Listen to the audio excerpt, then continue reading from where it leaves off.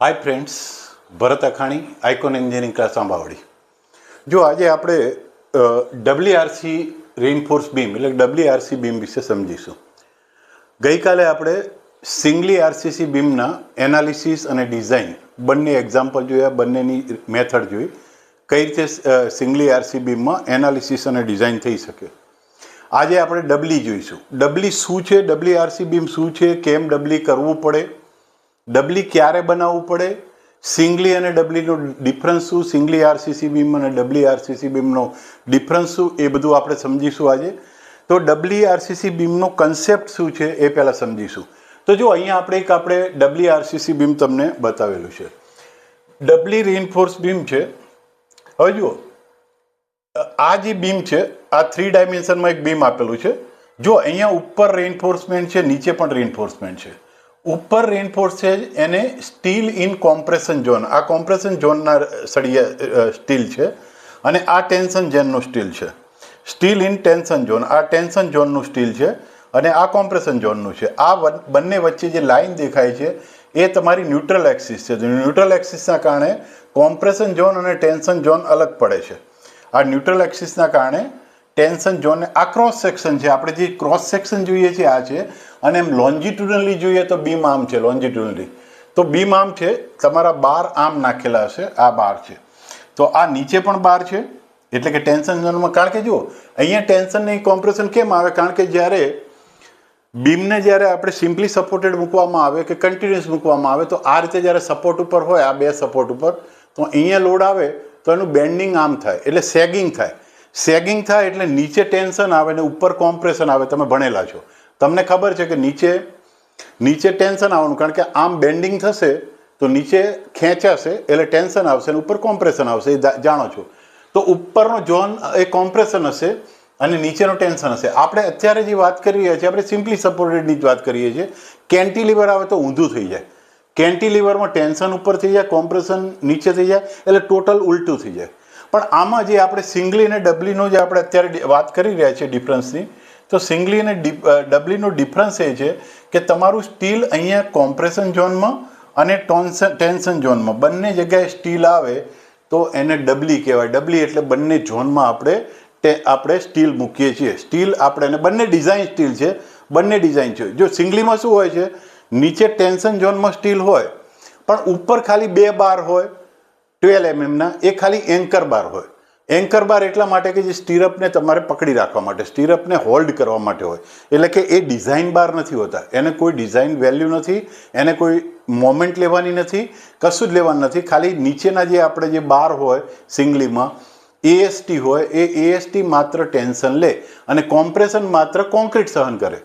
તો ડબલીમાં શું છે કે ટેન્શન તો આપણે જે AST હશે એ જ લેશે, સ્ટીલ જ લેશે, પણ ઉપરના ઝોનમાં જે કોન્ક્રીટ છે એ કોમ્પ્રેશન લેશે, અને ઉપરના ઝોનમાં જે ASC છે એટલે કે જે સ્ટીલ છે, બીજું ઉપરના ઝોનમાં 2 છે, કોમ્પ્રેશન ઝોનમાં 2 વસ્તુ છે, 2 મટીરિયલ છે, એક કોન્ક્રીટ છે અને બીજું સ્ટીલ છે।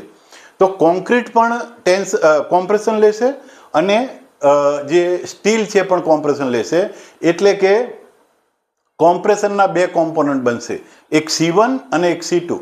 C1 એટલે કે જે કોન્ક્રીટ લે એ, કોન્ક્રીટ જે કોમ્પ્રેશન લે, અને C2 એટલે જે ASC એટલે કે જે સ્ટીલ આપેલું છે એ સ્ટીલ જે લે, સ્ટીલ જે કોમ્પ્રેશન લેશે। તો કોમ્પ્રેશન લેવા માટે બે મટીરિયલને આમાં ઉપયોગ કરવામાં આવે ડબલીમાં હંમેશા કોમ્પ્રેશન ઝોનમાં 2 મટીરિયલ દ્વારા કોમ્પ્રેશન લેવામાં આવે।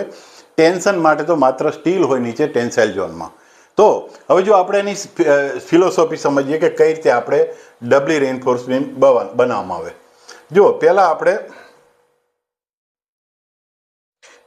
સ્ટ્રેસ ડાયાગ્રામ ફોર WRC બીમની વાત કરીએ તો આ એક WRCC બીમ છે, એનું ક્રોસ સેક્શન છે। નીચે આ જે છે એ AST છે, area of still in tension, તો ટેન્શનમાં આ AST છે, અને ઉપર ASC છે એટલે કે area of still in compression, C એટલે કોમ્પ્રેશન, અહીંયા T એટલે ટેન્શન। હવે જુઓ, આ જે ટેન્શન આપણે કોમ્પ્રેશન સ્ટીલ મૂક્યું છે, એ કોમ્પ્રેશન સ્ટીલ અને આપણી જે ટોપ ઓફ જે બીમ છે એને આપણે D' કહેવાય, ડેપ્થને D' કહેવાય, અને આ ડેપ્થ થશે તમારી ટોપ ટુ આ એ D છે તમારી, હવે જો આપણું ડબલી રેઇનફોર્સ બીમ બે સેક્શનમાં કન્વર્ટ થઈ જાય, બે સેક્શનનું કોમ્બિનેશન છે. એક તમારું સિંગલી આરસીસી બીમ, જે આપણું ખાલી કોન્ક્રીટ અને સ્ટીલ.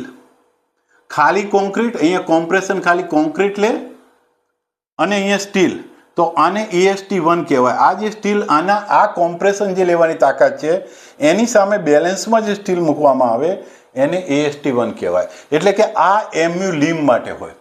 જે MU લીમ છે, તમારી લિમિટેડ મોમેન્ટ છે, એના માટે જે સેક્શન બનાવવામાં આવે MU લીમ માટે, એમાં અહીંયા AST1 મૂકવામાં આવે. અહીંયા કોમ્પ્રેશન ઝોનમાં માત્ર કોન્ક્રીટ હોય. હવે બીજું સેક્શન છે, આ બંને પ્લસ થઈને આ બને. આ is equal to this plus this, આ પ્લસ આ. એટલે કે જો પેલું આ જે છે MU લીમનું સેક્શન છે, જ્યારે આ જે છે ઓક્ઝિલરી સેક્શન છે, વધારાનું સેક્શન છે. કારણ કે આપણે સિંગલી બનાવીએ તો મેક્સિમમ આ બનાવી શકીએ, સિંગલી જો બનાવીએ તો મેક્સિમમ મોમેન્ટ આટલી લઈ શકીએ, MU લીમથી વધારે ન લઈ શકીએ. તો MU લીમથી મોમેન્ટ વધારે આવતી હોય બીમ પર, ધારો કે લોડિંગ એવું છે, લોડ વધારે છે, MU લીમ કરતાં મોમેન્ટ વધારે આવે છે, તો આપણે શું કરવું પડે? આપણે ડબલી બનાવવું પડે કમ્પલસરી. કારણ કે આપણે MU લીમ તો અહીંયા મોમેન્ટની એક સિંગલી માટે તો એક લિમિટ છે, સિંગલી માટે લિમિટ છે MU લીમની.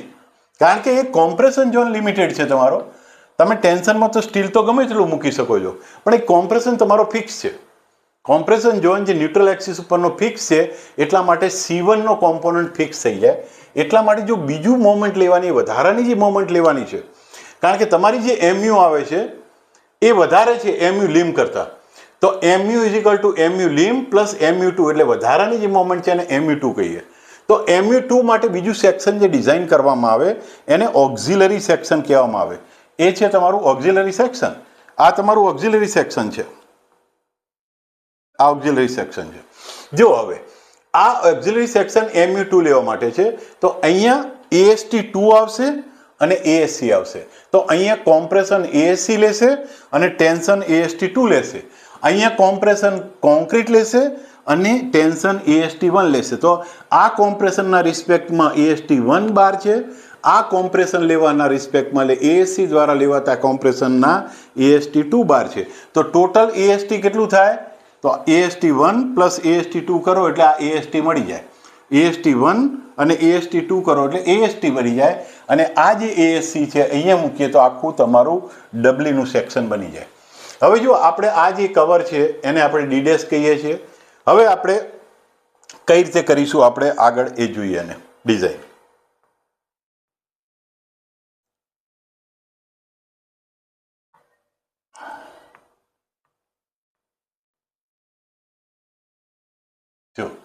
જો હવે આપણે સ્ટ્રેસ ડાયાગ્રામ એકચ્યુઅલમાં જોઈએ. અહીંયા તમારું ક્રોસ સેક્શન છે, આ તમારી વિડ્થ B છે, આ વિડ્થ B છે તમારી, અને અહીંયા ડેપ્થ D છે. ટોટલ ડેપ્થ D છે, કેપિટલ D, અને અહીંથી જે ડેપ્થ છે તમારી એ તમારી ઇફેક્ટિવ ડેપ્થ છે. અહીંયા ASC મૂકેલું છે, અહીંયા AST મૂકેલું છે. હવે સ્ટ્રેસ ડાયાગ્રામ જોઈએ તો પહેલાં આપણે સિંગલી રેઇનફોર્સનો જોઈએ, એટલે કે સિંગલીનો MU લીમ માટેનો. તો MU લીમમાં એક કોમ્પોનન્ટ છે આપણો C1. અહીંયા એક C1 કોમ્પોનન્ટ મળશે અને અહીંયા T1 કોમ્પોનન્ટ મળશે. એટલે કે ટેન્શન લેવા માટે T1 મળશે. તો T1 is equal to 0.87 FY AST1. તો 0.87 FY AST1 બનશે. એટલે જે આપણે પેલું આગળ ક્રોસ સેક્શન જોયું એના પ્રમાણે જો આ જોયું તો AST1 અને અહીંયા C, એટલે C જે છે કોમ્પ્રેશન એ તમારો C1 કોમ્પોનન્ટ, અને AST1 નું જે છે એ તમારું AST1. જો AST1 છે એટલે T1 એ લેશે, AST1 T1 લેશે 0.87 FY AST. હવે બીજું જે સેક્શન છે આપણું ઓક્ઝિલરી, એના સ્ટ્રેસ ડાયાગ્રામની વાત કરીએ તો એમાં જે કોમ્પ્રેશન લેશે ASC લેશે, એટલે સ્ટીલ લેશે. બીજા ક્રોસ સેક્શનની અંદર આપણું કોમ્પ્રેશન લેશે સ્ટીલ. તો સ્ટીલ માટેનો કોમ્પોનન્ટ થશે C2. C1 C2 પછી આ જે છે એ તમને ખબર છે કે C1 માટે આ ડેપ્થ તો 0.42 XU હોય, 0.42 XU હોય, 0.42 XU હોય. એ તમને ખબર છે, આપણે કાલે જ સ્ટડી કર્યો, વાત કરી. તો આ લીવર આર્મ થશે અને Z1 કહીશું. આ પહેલામાં Z1 લીવર આર્મ કહીશું. તો લીવર આર્મ તમારો કેટલો થશે? અહીંથી અહીં સુધી D - 0.42 XU, આટલો તમારો લીવર આર્મ થશે. જ્યારે બીજા ક્રોસ સેક્શનની અંદર જોઈએ તો C2 તમારે અહીં લાગશે. C2 તમારા D' ડિસ્ટન્સ પર લાગશે તમારો, કારણ કે સ્ટીલ અહીંયા છે, તમારું સ્ટીલ આ લેવલ ઉપર છે એટલે કે D'. તો આનો લીવર આમ થશે Z2 = D - D' થશે. Z2 તમારો એટલે આ C2 × Z2 C1 × Z1 એટલી મોમેન્ટ લઈ શકાય. મોમેન્ટ C1 કોમ્પ્રેશન 1, કોન્ક્રીટ દ્વારા લેવાતું કોમ્પ્રેશન 1 અને એનો Z1. એ જ રીતે C2 કોમ્પ્રેશન 2 જે સ્ટીલ દ્વારા લેવાય છે, ASC દ્વારા લેવાય છે, અને ઇન્ટુ Z2 એટલું ટોટલ મોમેન્ટ આ બીમ લઈ શકે. તો આપણે બીમ કેટલું મોમેન્ટ લઈ શકશે શોધવી હોય એટલે કે આપણે ત્યારે moment = C1 Z1 + C2 Z2 કરવું પડે. તો આપણે જોઈએ C1 શું છે, C2 શું છે, એ બધી વસ્તુ આપણે જોઈએ કે C1 કેટલું આવે, C2 કેટલું આવે. જો C1 કોમ્પોનન્ટ જે આપણે જે સિંગલીમાં ભણ્યા હતા એ જ આવે. સિંગલી રેઇનફોર્સમાં ભણ્યા હતા કે C1 = 0.36 FCK BXU. 0.36 સ્ટ્રેસ ગણીએ છીએ કોન્ક્રીટનો અને BXU એનો એરિયા. B × XU એરિયા જે તમારો B × XU એરિયા, આ તમારો B અને E × XU, તો આ એરિયા તમારો કોન્ક્રીટ માટેનો આ એરિયા. તો B × XU તમારો એરિયા, તો એ તમને C1 આપે. C2 = FSC - FCC × ASC. FSC એટલે કે તમારો compressive stress in steel - compressive still in concrete. કારણ કે આપણે જે સ્ટીલ મૂકીએ છીએ કોન્ક્રીટ કાઢીને મૂકીએ છીએ, કોન્ક્રીટને રિમૂવ કરીએ છીએ, એટલા માટે કોન્ક્રીટનો સ્ટ્રેસ માઇનસ કરીએ, ન કરીએ તો ચાલે, બહુ જ ઓછી વેલ્યુ હોય, FCCની વેલ્યુ બહુ ઓછી હોય, stress in compression in concrete બહુ ઓછી હોય આની સામે, FSCની સામે FCC ઓછું હોય, પણ છતાંય આપણે ન કરીએ ચાલે, પણ એ આપણે કરીએ છીએ. જો આપણે કરીએ તો FSC - FCC ઇન્ટુ કોણ લેશે, C2 કોણ લેશે, ASC લેશે, એટલે કે એરિયા ઓફ સ્ટીલ લેશે. તો C1 કોમ્પોનન્ટ આ બનશે, C2 કોમ્પોનન્ટ આ બનશે. યાદ રાખજો T1 કોમ્પોનન્ટ એટલે T1 જે ટેન્શન છે એ 0.87 FY AST1, અહીંયા AST1 આવે, AST1, કારણ કે 0.87 FY AST1 T1 આવે, અને T2 કોમ્પોનન્ટ એટલે આપણા ઓક્ઝિલરી સેક્શનમાં જે ટેન્શન લેશે એ પણ 0.87 FY જ આવશે, પણ અહીંયા AST2 આવશે, અને AST1 ને AST2 ભેગું થાય એટલે ટોટલ AST બની જાય. પછી Z1 આપણે જોયું પેલામાં, તો Z1 = D - 0.42 XU આવે, Z2 = D - D' આવે, અને મોમેન્ટ લેવાની કેપેસિટી છે આપણે એનાલિસિસ કરતા, તો મોમેન્ટ લેવાની કેપેસિટી C1 Z1, આ C1 × Z1 + C2 × Z2 આટલું કરો એટલે તમારે મોમેન્ટ લેવાની કેપેસિટી MU મળી જાય. હવે જો વેલ્યુ ઓફ FSC અને FCC ક્યાંથી કન્સિડર કરશું, તો FSC માટે વેલ્યુ ઓફ FSC માટે બે વસ્તુ છે. વેલ્યુ FSC શોધવાની, FSC એટલે કે કોમ્પ્રેશન સ્ટ્રેસ ઇન સ્ટીલ, સ્ટીલમાં જે કોમ્પ્રેશન લેવાની તાકાત છે એ. તો કોમ્પ્રેશન સ્ટ્રેસ ઇન સ્ટીલ માટે પહેલાં તો જો તમારું MS બાર હોય એટલે કે તમારું FY 250નું સ્ટીલ હોય તો FSC સીધું 0.87 FY કરવાનું છે. FSC માટે તમારે 0.87 FY કરવાનું છે, એટલે કે 0.87 × FY તમારું 250નું, એટલે 250 વાળું જો સ્ટીલ હોય તો એનું FSC 217, 217.5 એટલે 217.5. આ તમારા MS બાર માટે. અને MS સિવાયનું હોય એટલે HYSD હોય તો D/D' રેશિયો કરવાનો. જે ઉપરનું જે કવર છે એને D' કહેવાય, અને ટોટલ ઇફેક્ટિવ ડેપ્થને D કહેવાય. તો D/D' નો રેશિયો લઈએ તો એમાં ટેબલ 4.1માં તમને FSCની વેલ્યુ આપી છે, FSCની વેલ્યુ એ કન્સિડર કરી લેવાની રહેશે. તો એ ટેબલમાંથી જોવાનું રહેશે. જો તમારો HYSD હશે તો ટેબલમાંથી જોવાનું રહેશે, અને MS બાર હોય તો સીધી આ વેલ્યુ લેવાની રહેશે. MS બાર હોય 250 વાળું તો આ લેશે. તો આપણે FSC વિશે સમજી ગયા. પછી વેલ્યુ ઓફ FCC શું લેશું, કારણ કે આમાં FSC આવશે, FCC આવશે.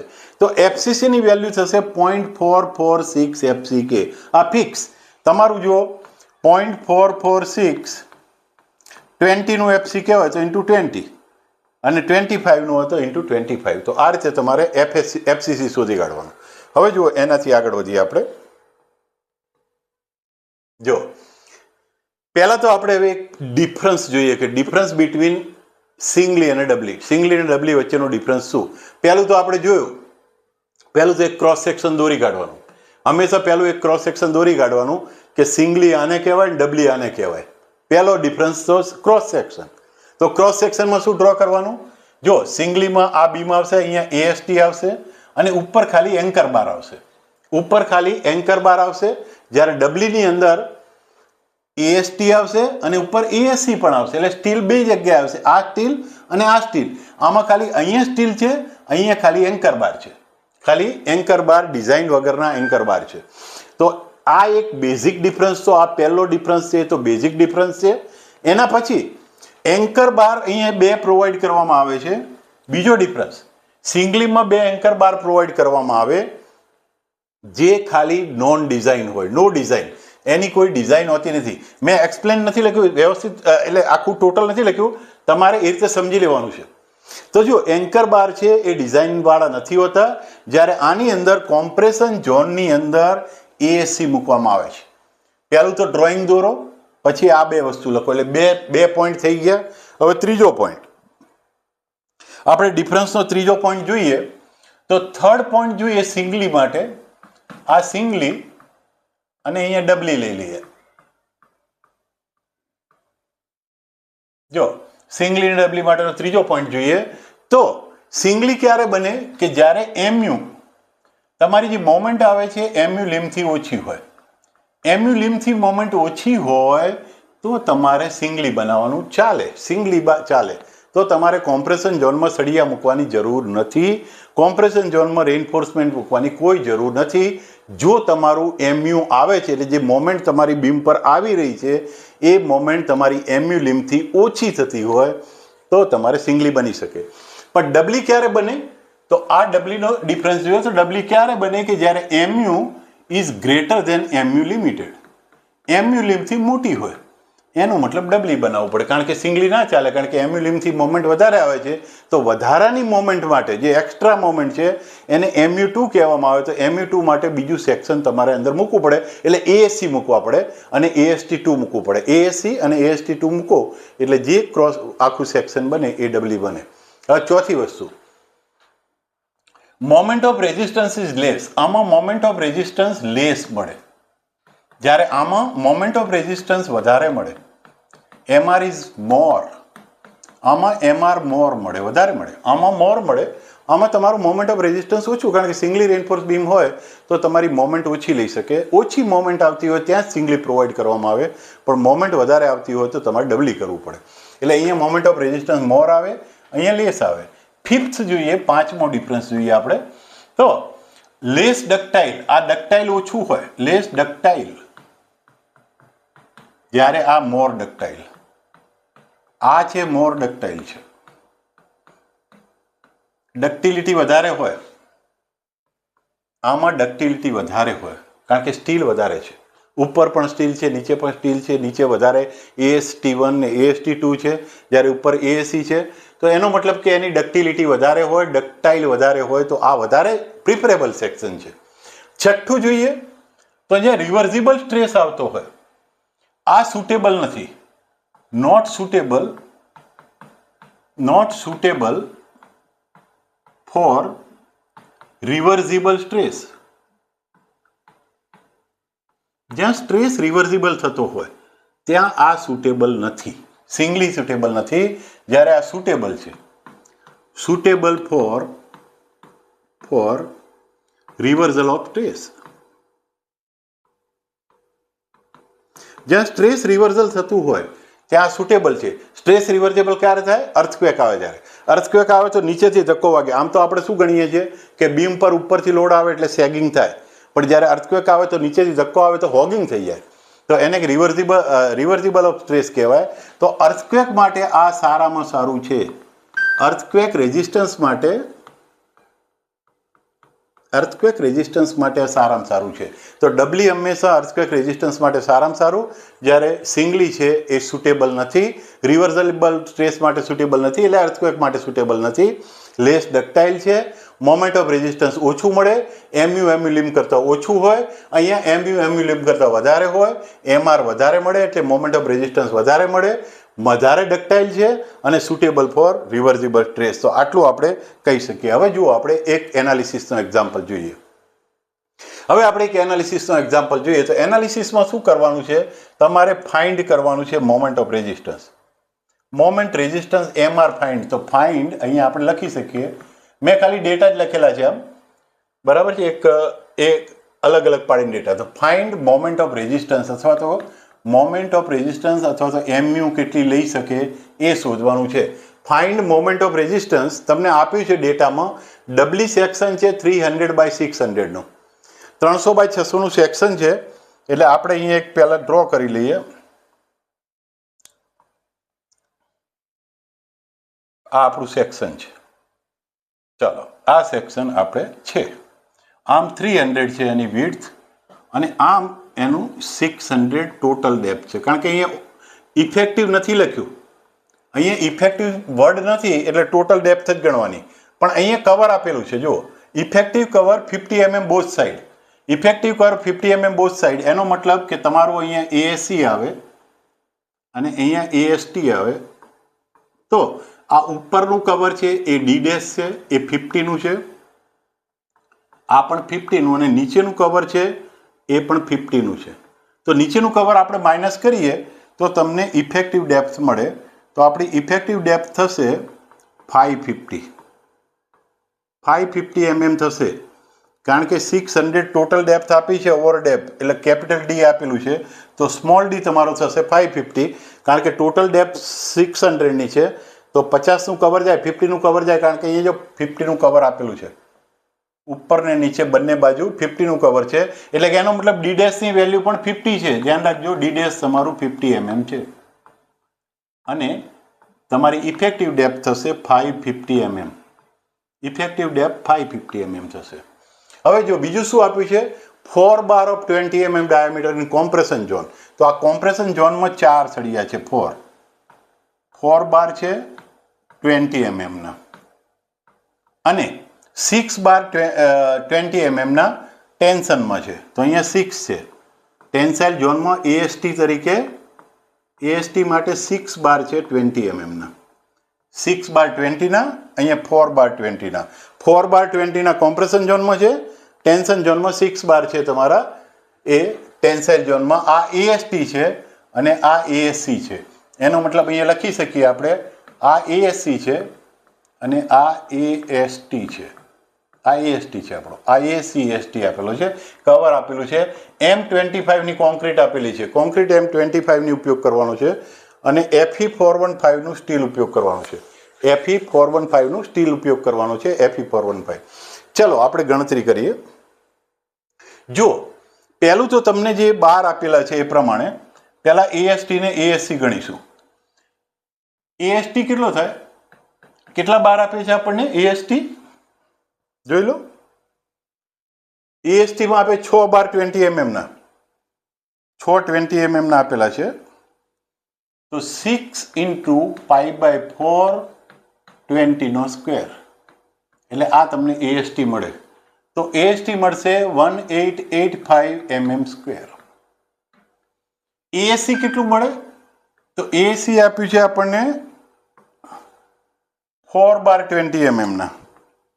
તો 4 બાર 20 mm ના છે તો 4 × π/4 d square, π/4 d square, 4 × π/4 d square, તો 1256 mm સ્ક્વેર. આ તમારું ASC થયું. હવે પહેલાં તો તમારે શું કરવાનું, જ્યારે MU શોધવાની હોય એટલે કે એનાલિસિસ કરવાનું હોય તો પહેલાં ફાઇન્ડ કરવાનું તમારે FSC ને FCC. FSC અને FCC આ બંને ફાઇન્ડ કરવાનું. જો FCC તો આપણું નક્કી જ છે કે FCC માટે એક જ મેટર છે. FCC એક નંબર લઈએ, FCC બરાબર 0.446 FCK, 0.446 FCK. આમાં કંઈ બદલાશે નહીં, આ જ આવે FCC એટલે કે compression trace in concrete. Concrete જે કોમ્પ્રેશન લઈ શકે એને કહેવાય FCC. તો FCC તો 0.446 લઈએ છીએ આપણે. તો 0.446 × FCK તમારું 25નું છે તો FCC ની વેલ્યુ મળી જશે. FCC 11.15 ન્યૂટન પર mm સ્ક્વેર મળશે જો તમે ગણતરી કરી દેશો તો. આ રહ્યો. હવે આપણે FSC ગણીશું. તો FSC માટે D આપણે જુઓ 250 વાળું સ્ટીલ હોત તો 0.87 F5 લઈ લો, 250 વાળું. પણ એ 250 વાળું સ્ટીલ નથી, આપણું સ્ટીલ છે 415 વાળું. એટલે કે HDS આપણું ટોર સ્ટીલ છે. તો એના માટે શું કરીશું? ડી અપોન ડી ડેશ, એટલે ડી ડેશ અપોન ડીનો રેશિયો કરીશું. ડી ડેશ અપોન ડીનો રેશિયો. આપણું ડી ડેશ 50નું છે અને ડી 550નું છે, આપણે જોયું આગળ. ડી ડેશ આપણું 50નું છે અને 550નું તમારું ડી છે. તો આ રેશિયો થશે 0.09 અને it is nearly equal to 0.10. કારણ કે આપણે ટેબલની અંદર જે ટેબલ છે, જો મેં તમને કીધું તો આગળ સમજાવ્યું હતું એમ, આગળ જે સમજાવ્યું હતું તમને કે ટેબલમાંથી જોવાની છે વેલ્યુ.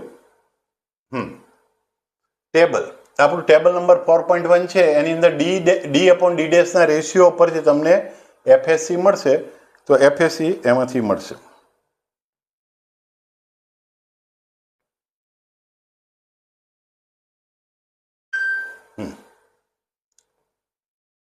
તો જો એફએસસી તમને મળશે, ડી ડેશ અપોન ડીનો રેશિયો જોઈશો એટલે 0.1ના રેશિયો માટે એફએસસીની વેલ્યુ ટેબલમાંથી આપણને 353 ન્યૂટન પર mm સ્ક્વેર મળે. ચલો આ મળી ગયું આપણને. શું મળી ગયું? એફએસસી. હવે બસ એક્સયુ શોધીશું, કારણ કે તમને ખબર છે આપણે સિંગલીમાં પણ એ જ કરતા હતા. પહેલું એક્સયુ શોધતા હતા. સિંગલીમાં શરૂઆત ક્યાંથી કરતા હતા? એક્સયુ શોધવાથી. હવે એક્સયુ શોધવાની શરૂઆત કરતા હતા, પણ આપણે આમાં પહેલી એક્સયુથી નહીં શરૂઆત કરીએ, પણ આ બે વસ્તુ પહેલાં શોધી કાઢશું, પછી એક્સયુ શોધવાનો પ્રયત્ન કરશું. તો એક્સયુ માટે આપણે ફોર્મ્યુલા શું વાપરશું? ડબલ્યુ માટે યાદ રાખજો. એક્સયુ માટે C1 + C2 = T કરીશું. C1 + C2 = T કરીએ તો તમને આમાંથી તમને એક્સયુ મળી જશે. C1માં જે એક્સયુ આવશે એ મળી જશે. જો C1 શું થાય? 0.36 FCK BXU. આ તમારો C1 કોમ્પોનન્ટ છે. તમને ખબર છે C1 કોમ્પોનન્ટ કેટલો છે? 0.36 FCK BXU. 0.36 FCK BXU. C1 component આપણો છે 0.36 FCK BXU અને C2 છે FSC - FCC × ASC.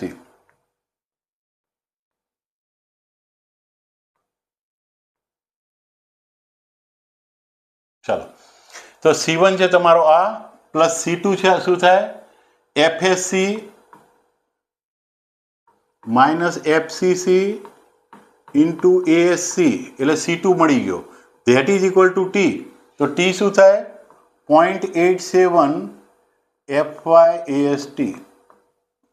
ચાલો, આપણી પાસે FCK છે 25નું, B છે XU શોધવાની છે. આ XU આપણે શોધવાની છે, બરાબર. FSC છે, FCC છે, ASC પણ છે, આપણે આગળ ગણ્યો ASC છે, AST ને ASC બંને છે. 0.87 FY છે 415 અને AST છે. તો આ બધી જ વેલ્યુ મૂકી દઈએ એટલે તમને XU મળી જાય.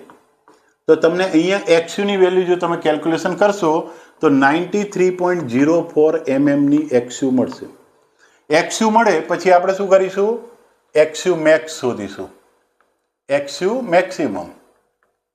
તો XU મેક્સિમમ કેટલી થાય? કાલે જ આપણે ચર્ચા કરી હતી. 415નું સ્ટીલ હોય તો 0.48 D થાય. 0.48 D એટલે 0.48550 D છે તમારી. એટલે કે XU મેક્સિમમની વેલ્યુ 264 mm આવે. આ તમારી XU મેક્સિમમ થઈ, આ તમારી XU થઈ. અહીંયા XU is less than XU maximum. XU તમારી XU મેક્સિમમથી નાનું છે એટલા માટે URS છે. જો આમાં URS કે ગણવાની જરૂર નથી, કારણ કે ડબલીમાં તો એ કોઈ છે નહીં, પણ URS એટલા માટે કે તો તમારે XU આ લેવાની. પણ જો ORS આવે તો XU તમારે મેક્સિમમ લેવી પડે, એટલો ફેર પડે. એટલા માટે આપણે જોવું પડે, XU ને XU મેક્સિમમ કમ્પેર કરવી પડે. હવે જો આપણે આગળ વધીએ, ચલો MU શોધીએ. તો બસ હવે છેલ્લું સ્ટેપ, MU = મેં વાત કરી તેમ C1 Z1 + C2 Z2. બસ ડબલીમાં તો આ જ કરવાનું છે. C1 યાદ રાખો, C2 યાદ રાખો, Z1 રાખો, Z2 યાદ રાખો, એટલે મોમેન્ટ મળી જાય. FSC ને FCC શોધી કાઢો. પહેલા શરૂઆતમાં FSC FCC શોધી કાઢો, XU શોધી કાઢો અને MU = C1 Z1 + C2 Z2 થાય. તો જુઓ C1 કેટલું છે આપણું? 0.36 FCK BXU. આ એકદમ યાદ રહી જવું જોઈએ. 0.36 FCK BXU, 0.36 FCK BXU. 0.36 FCK BXU. 0.36 FCK તમારો સ્ટ્રેસ અને BXU તમારો area plus Z1 into Z1. Z1 કેટલો થાય? D minus 0.42 XU. આ સિંગલી માટે અને ડબલી માટે એક જ. Z આપતો તો એ D minus 0.42 XU plus C2 કેટલો થાય? FSC minus FCC into ASC અને Z2 કેટલો થાય? D minus D dash. ફરી વાર એકવાર C1 તમારો જૂનો 0.36 FCK BXU, C2 તમારો FSC minus FCC into ASC, Z1 તમારો D માઇનસ 0.42 XU અને Z2 તમારો D માઇનસ D ડેશ. બધી જ વેલ્યુ છે આપણી પાસે. દરેક વસ્તુની વેલ્યુ છે. પુટઅપ કરો એટલે મોમેન્ટ ઓફ રેઝિસ્ટન્સ મળી જાય. 0.36 FCK 25 નું બી તમારી કેટલી છે? વિડ્થ કેટલી છે બીમની? 300. 300 આપણને બી આપી છે. XU તમારે XU તમે શોધી કાઢી છે. કેટલી હતી આપણી? 93.04. 93.04. ડી તમારી ડેપ્થ છે 550 માઇનસ 0.42 ઇન્ટુ 93.04. આ તમારો એક પાર્ટ બની ગયો C1 Z1 plus C2 Z2.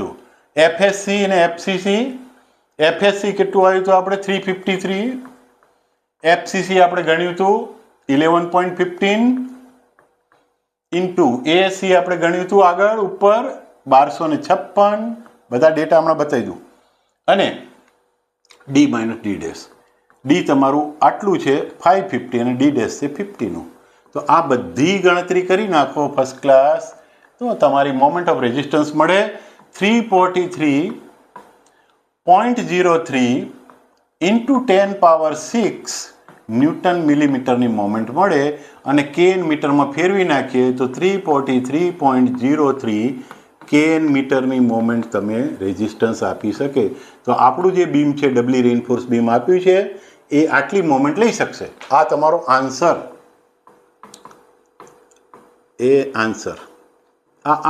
આન્સરને આમ બરાબર પેટીમાં પેક કરી દો એટલે પૂરા માર્ક.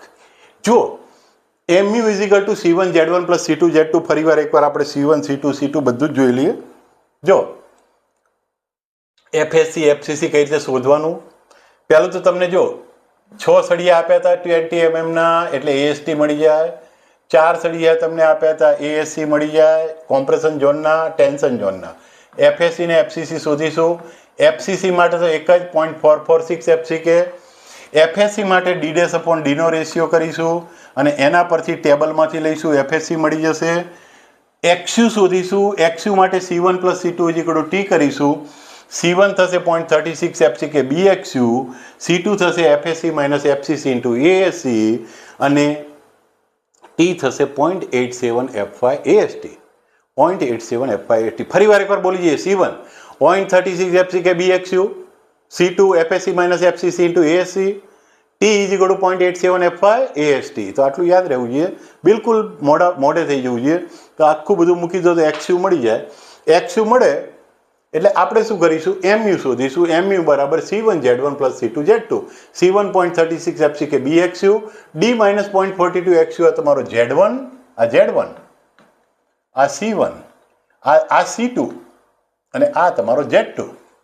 આ તો બધી જ વેલ્યુ પુટઅપ કરી દો એટલે તમને મોમેન્ટ ઓફ રેઝિસ્ટન્સ મળી જાય. તો આ રીતે સાવ સિમ્પલ છે ભાઈ.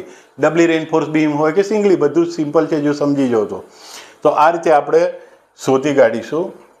બરાબર. જો સિંગલી ડબલીનું આ ડિફરન્સ પણ જોઈ લેજો. પહેલું 2 સેક્શન દોરી કાઢવાના. સિંગલીનું સેક્શન દોરો, ડબલીનું દોરો. સિંગલીમાં ખાલી AST આવશે, સિંગલીમાં ખાલી AST આવશે, ASC નહીં આવે. એન્કર બાર આવશે. ડબલીમાં ASC અને AST બંને આવશે. આમાં એન્કર બાર હોય, આમાં કોમ્પ્રેશન ઝોનમાં ASC હોય.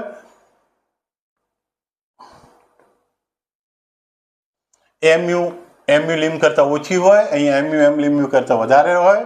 MR લેસ મળે, અહીંયા MR વધારે મળે. લેસ ડક્ટાઇલ હોય, મોર ડક્ટાઇલ હોય. Not suitable for reversible stress.